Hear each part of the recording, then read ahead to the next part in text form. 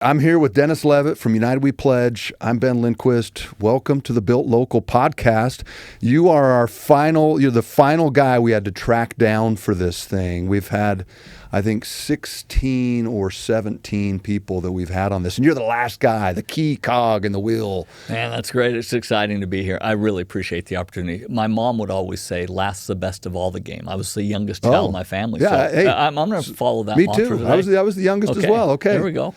Well, I'm excited to have you on here, Dennis. This is a guy it's kind of poetic that he is the last guy, because as we talk about America 250, I know it's something that you and I connected with several years ago, and we always talked about, this run up to this magical year where we get to celebrate our nation's independence. But I don't know of a guy that just bleeds the red, white, and blue. And a lot of guys talk about it. You talk to people and they'll say, oh yeah, no, I love America. I love this country. This is a guy that consistently lives that in his daily life. So I'm really excited to have you on here. I got some great questions for you. I want you to open the book on all things Dennis Levitt and even United We Pledge in some regard. But first question. All right, so Dennis, first question. And this is probably one of my favorite questions, so no pressure. Okay. But what's your favorite part about the 4th of July? It's really simple. It's not a hard question at all. Good, okay. The Declaration of Independence. The 4th of July, the bottom line is, right, the founders always believed that we ought to celebrate Independence Day. They encouraged us to. There was a little bit of debate on what day it should be on. Some said the 2nd, some said the 4th, because the Declaration of Independence was a process in terms of its signing. But it's a day about us declaring independence from tyranny. It's about people signing a document, putting their names on the line with their life, their liberty, their sacred honor, their possessions, all that they had. They put their names out there saying, we are fighting against tyranny. We're going to stand up to the crown. We're going to, if we die, we'll die in the effort. But many Americans only call it the 4th of July. They don't even think about the Declaration of Independence. I'll bet most Americans have not read the document. Yeah. And it's Independence Day. It's Declaration of Independence Day. It's a day that is full of country music and watermelon and activities and concerts like it should be. Yeah, I like that. But it also ought to be a day where a family sits down and says, do you all know why we're doing this? Why we're doing this? Yeah. So hands down, that's the most important part for me. And if I do bleed red, white, and blue, and I think I do, I don't think it's just a moniker I use. Yeah, I don't I'm think patriotic. It's not that. We're doing everything we can to get youth understanding and remembering all the blessings they have from this nation. Yeah. And tell me a couple of those things, because I know you and we serve on that America 250 committee. You and I have had, as we work on the patriotic portion of the show, and we've had conversations, and you've run stuff by and said, hey, here's some of the stuff we're doing. But I know just in relation to that America 250 committee, there's stuff that you've been doing all year leading up to this event with the youth in particular. Yeah, for sure. We have an educational program that I think is unparalleled. We started off just a couple of years ago with this Give Me Liberty program that we roll out in 5th grade. We're now starting to pilot in 8th grade. There's some talk about doing some things in high school even more.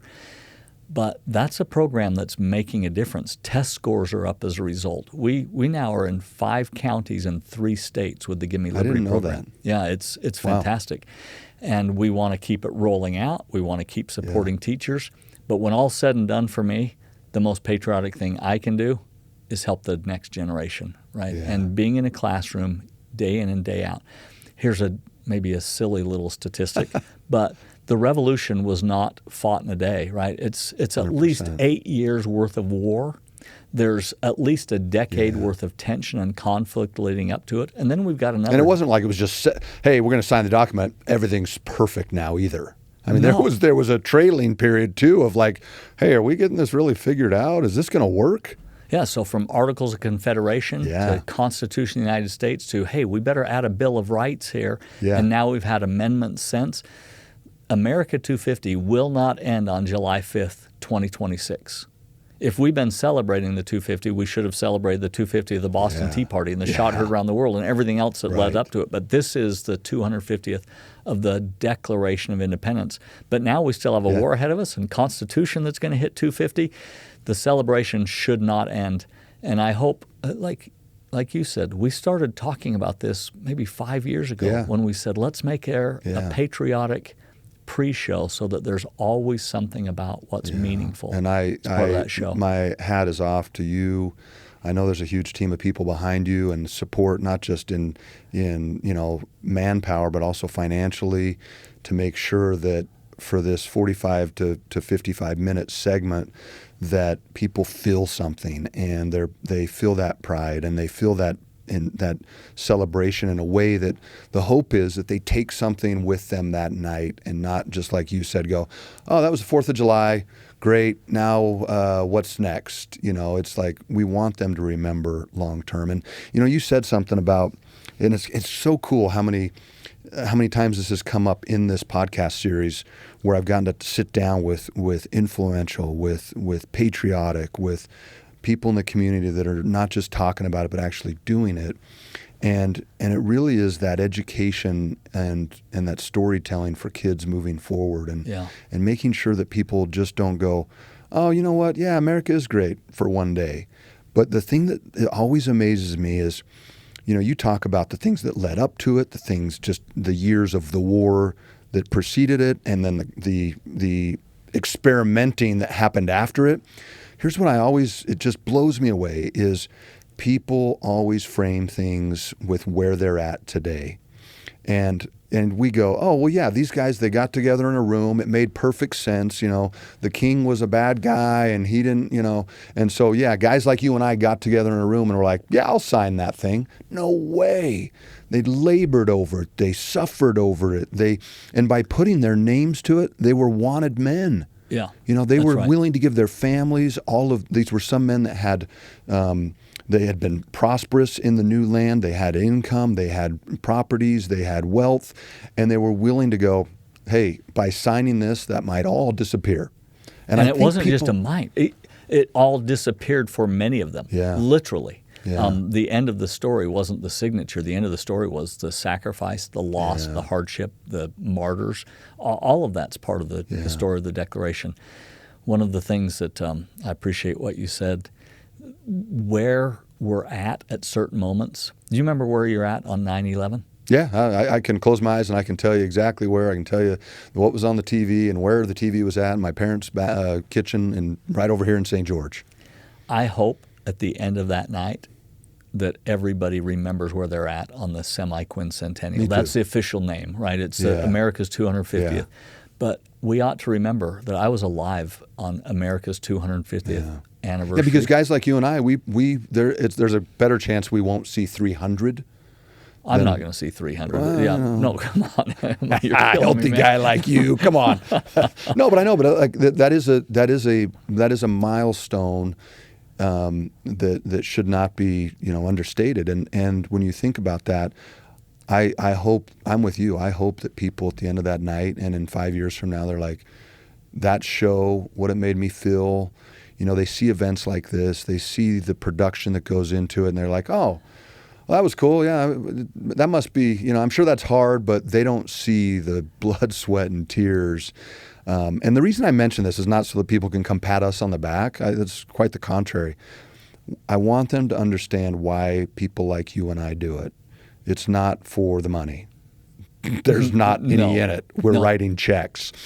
It's not for somebody to be like, oh, you guys are real patriotic. We really appreciate that. Our whole goal, I'm speaking for you, maybe this is just the reason I do, but I don't think so. Our whole goal is to make somebody feel more patriotic, and if we've done our job, they pause at some point on that night and they go, we do live in the best country on earth. Mm-hmm. We do live in a sacred, blessed nation that, we got problems, we got issues, but at the end of the day, we should be united as much as humanly possible. Absolutely. We also have to think about, well, I'll tell you one of my other motivations. Yeah. I want to leave the world a better place than I found it. I start off with a quote from my mom. My mom always said, Dennis, leave the world a better place than you found it. We do have that obligation. And I don't want people just to feel things. I would actually like them to do something. I'd like them to change, right? I'd like them to become something as a result of what we're doing. Yeah, so no thanks needed. Certainly there's no. We're not rich guys, but we are trying to make a difference. And if people will change for the better, then we've got something. Yeah, and I love that what you guys are doing as a United We Pledge with the youth. And I've seen them over at the county building. We did what did we do last year? We read the Constitution. I think I went over there and I read a piece of the actual Constitution. So on Constitution Day, we always partner with the Daughters of the American Revolution. Yeah, that was a Constitution read. We have kids from all the schools come together and read the Constitution at least one day.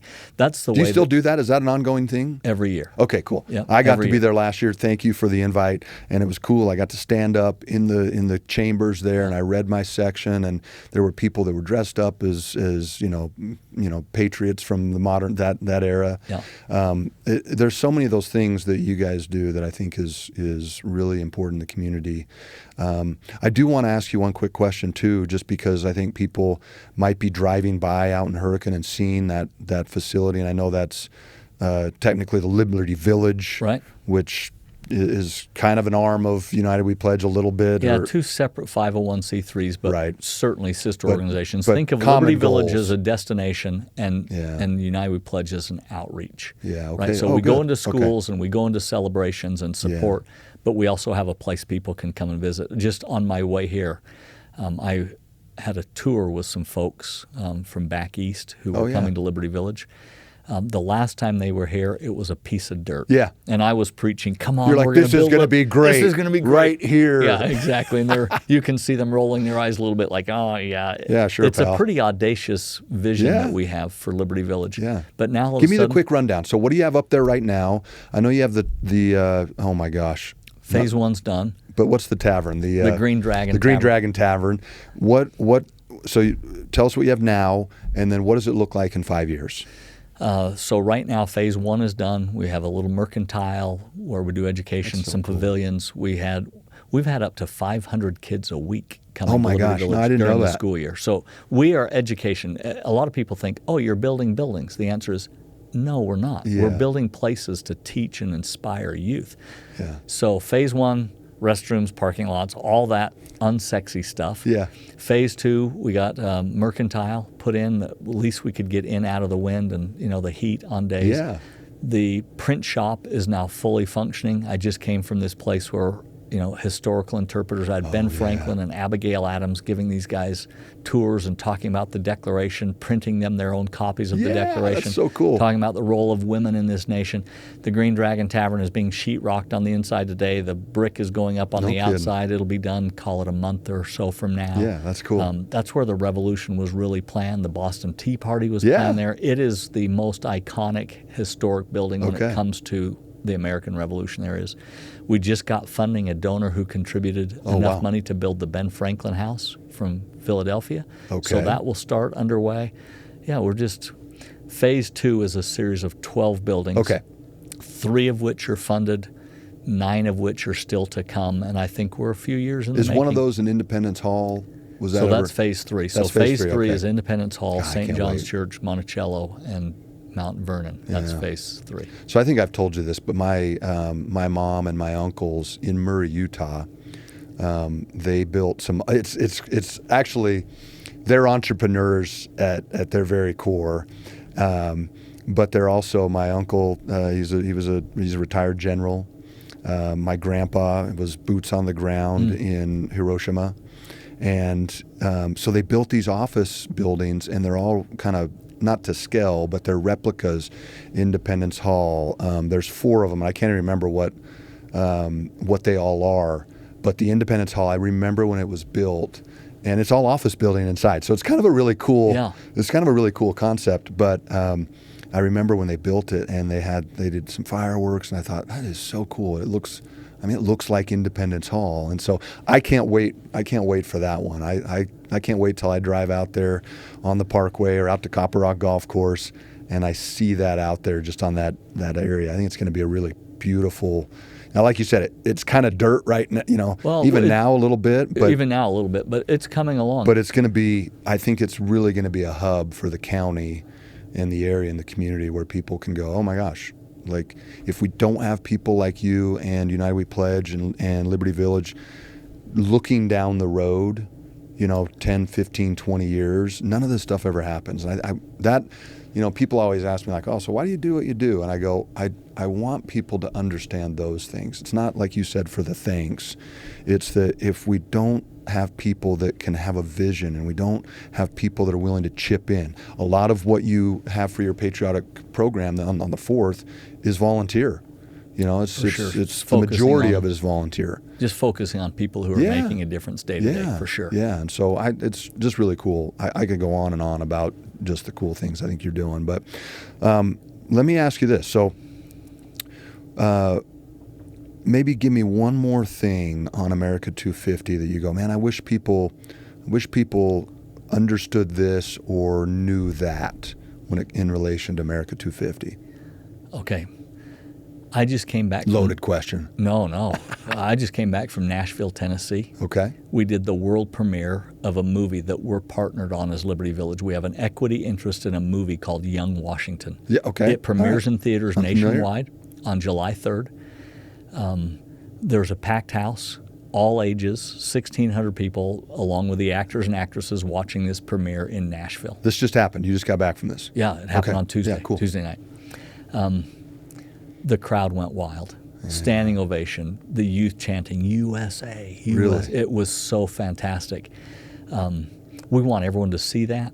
Angel Studios does a great job to amplify light and tell stories that are uplifting and inspiring. That's one of the reasons that we partnered on the project, and we helped from the very inception to share ideas about what ought to be done. So the thing that I'll take away from that, the logo used for the Young Washington movie is a sun that was on the back of Washington's chair during the Constitutional Convention. Oh, really? Franklin looked at the chair during the entire time, trying to decide, because it's a sun cut in half. And he was trying to decide, is it a rising sun or a setting sun? And by the end of the Constitutional Convention, Franklin said, we've created a rising sun. This is a nation with a lot of hope. The future is bright. And so that rising sun is the iconic logo. It's a movie about Washington during his early years. Yeah. You see him first as a child when his father passes away. And then you see him growing into a 22-year-old who leads his first battles. He has no business leading in war. He's not a British royal. He made some terrible mistakes. He actually started the French and Indian War in some ways.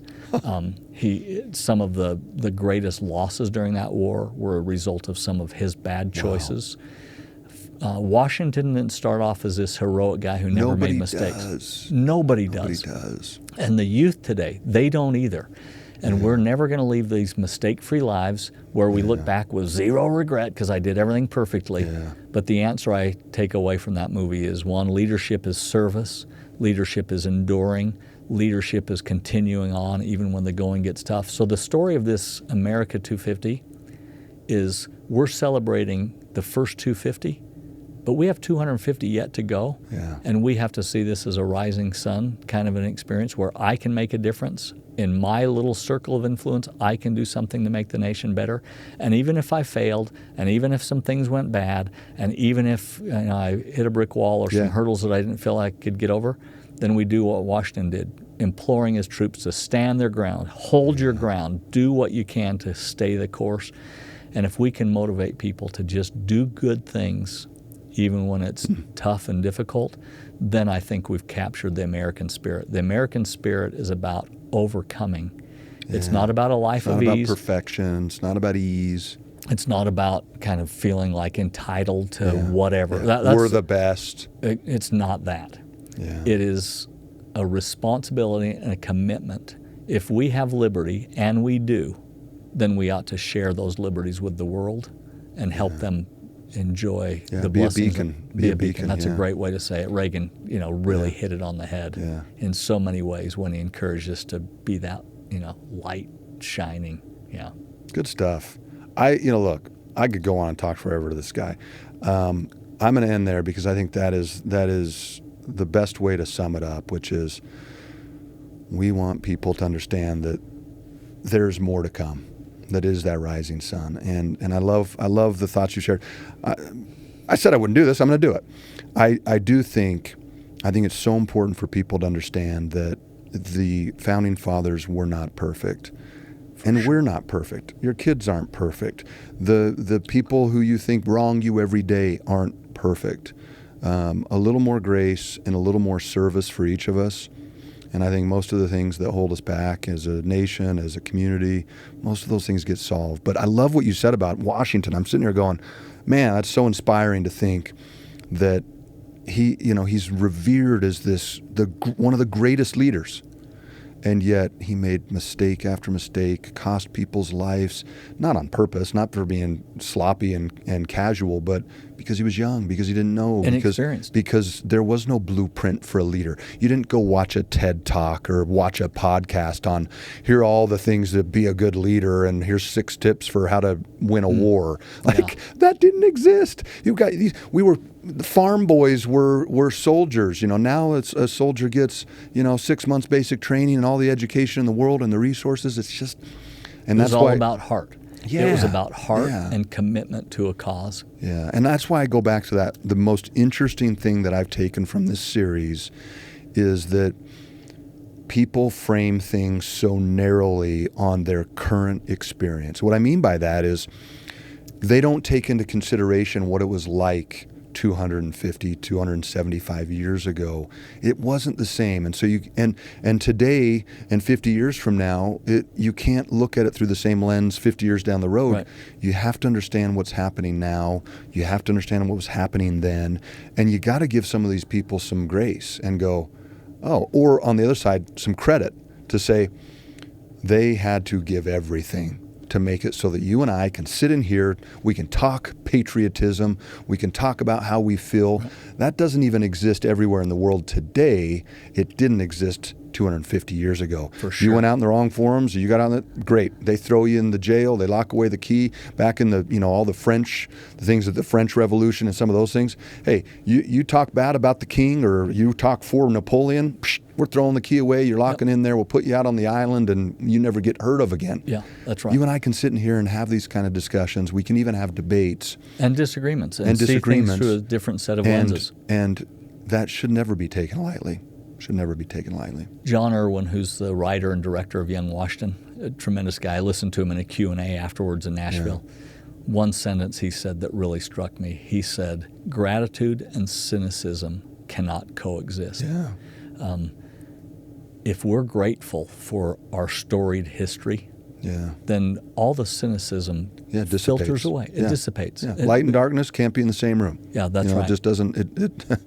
I hope when people, Ben, I know you said you didn't do it for the thanks, but I hope the community does recognize you for stepping up as a business leader and the CEO of a tremendous organization that says we're going to do something that's good for America. Yeah. And remember, you've been at it for over 30 years, right? I mean, hey, it's been a while. I thank you. I'm right with you, which is the biggest compliment, the biggest thanks, the biggest attaboy, pat on the back for both of us would be somebody going the next day and going like, you know what, I want to know more about this, or you know what, I instead of sitting on the TV and watching, on the couch watching TV with my kids, I'm going to take them to Young Washington, or I'm going to tell them about a founding father, or I'm going to take them to a historical site, and as opposed to just taking a picture out front, walk them in there. Or read the Declaration with your, if you do that, and actually. That would be the biggest thanks I think either of us could get, would be people doing that, and when they look up there to that night going, not only do we live in a great place, but we need to be a part of that greatness. And maybe it's not as iconic or as noticeable, but as people walk out, you know what I hope they do on America's 250? When they walk out of the stadium, pick up some trash along the way, as opposed to, why don't we leave? So does our staff, and so does the university staff. Yeah, why don't we leave places where we come better off than when we got there? And America should inspire us to do that. Yeah. The Founding Fathers created a nation, one nation under God, indivisible, with liberty and justice for all. Yeah. And we ought to carry that on by making sure they made the world a better place for you and me. Yeah. Why don't we make it a better place? And it's as simple things like avoiding road rage, and there's going to be crowds coming and going, and we can be kind and polite. We can pick up our trash, and we can just do little things to make the place better. I agree. You know, it's funny, and I'm like, I'll end there. I love this conversation. I love this type of introspective look into both of us and a community. I call it the garbage can principle, which is we have a garbage can here in our office, and you'll see it at venues, and someone they'll go to throw something away, and it'll go on the ground, and they forget that they did that. Yeah. And that what they assume is that, that's someone else's job, or somebody else will clean it up. And somebody will in some situations, but I try to do it even when we have, and I'm not, this isn't me being like, I'm such a good guy, but we live close to a high school, we live close to restaurants, our offices, or our building is, sorry, and there'll be a piece of, like a monster can out there 2 mornings ago. And I'm amazed at how easy it is to walk by and go, I don't know where that came from. I didn't put it there. That's not my problem. Maybe the landscaping crew, maybe another one of an employee will pick it up. There's something powerful about picking something up that wasn't your problem and fixing it. And there's even something more powerful when you do something about making amends. If you throw something in the trash and it doesn't go in there and it goes on the floor, don't go, well, I'm sorry, that's, like Dennis will come along and pick that up for me. But going like, no, I'm going to pick that up and I'm going to grab the other one there so that when next time someone comes through there, they don't see any trash. And when they do it, they go, all right, I'm taking care of that myself. And you want to pick something up more significant than pick up a person. Yeah. Pick up an uneducated youth, help them understand our history, pick up somebody who's down on their luck and help them find a way to stand on their feet and be a better American. Well said. I don't know if, I don't want to belabor a story, but Lex Howard is the chairman of our board. He's the CEO of Balance of Nature. He's the chairman of the board for Liberty Village and United We Pledge. He spent time in Russia as a kid. And one of the memories that burned into his soul that helped him want to be patriotic was walking down communist Russia, seeing a man die on the street, he said. And people walked by, not noticing, not trying to help, turn the other way, treating him like that trash we're describing. We're better than that as Americans. And this democratic republic that we've been the benefactors of, it's to treat people with dignity and respect, all people, and all to men lift created them. Equal. That's exactly right. All created equal. Wow. This is awesome. Dennis, thank you. Thanks for all you do. Thank you for, once again, anchoring the patriotic portion of the show. I think people are going to be blown away this year.